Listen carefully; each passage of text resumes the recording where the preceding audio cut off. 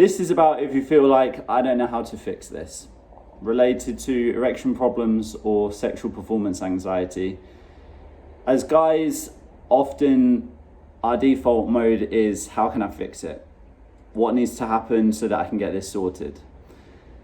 So it can be really tough when we face an experience in our life when we don't know how to fix it, or we don't know how to get it sorted, and there isn't anywhere to run to or anywhere to hide.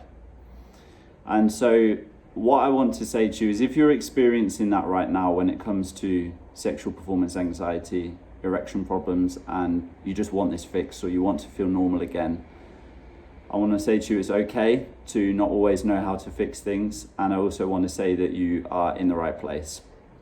Each week I will put up videos on here that will give you the best tools, knowledge that I know to be able to move forward so that you can avoid using pills for the rest of your life to have sex, and so that you can feel normal again.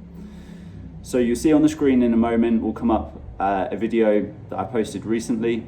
Check that out, and I want you to know that you're in the right place.